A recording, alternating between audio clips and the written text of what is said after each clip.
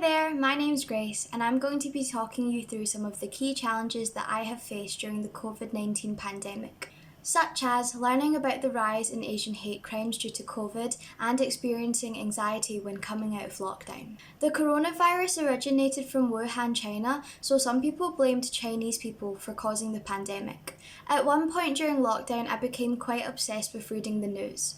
And that's when I first heard of the frequent occurrence of Asian hate crimes in relation to COVID. It truly broke my heart seeing all of the news stories, especially as there were students and members of the elderly being attacked. I resonated a lot with the affected victims, and it felt more personal because it could have been any of my loved ones who were being targeted because of the colour of their skin. I felt as though people were more inclined to think that because I was Chinese that I somehow had COVID. I remember coughing or sneezing on a bus once and people were staring at me, and I wondered, were they looking at me because I was coughing or because I was Chinese and they somehow assumed that I carried the virus? From this whole experience, I learned to pay attention to how much time I was spending reading the news. It can make you feel informed and educated because you know what's going on in the world. But if you become too invested in certain news stories that you notice it impacting your view on the world, then I would suggest taking a step back to limit your screen time and to try to engage with more positive news. This is what I did and it really helped me. Because of the increase of Asian hate crimes, the issue garnered a lot of media attention. There were protests and marches organised to increase awareness of the movement. It was really nice to see people care and show concern for the problems that we face as members of an ethnic minority. I faced some anxiety when things were returning to a new sense of normal and we were finally coming out of lockdown. It was a scary time because I had spent so much time at home, then suddenly I had to go back to how things used to be.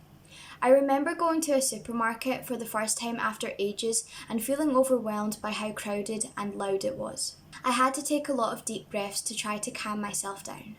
I engaged with a lot of online resources on how to ease lockdown anxiety, and I just tried to reassure myself to take it one step at a time, and that little progress is still progress at the end of the day.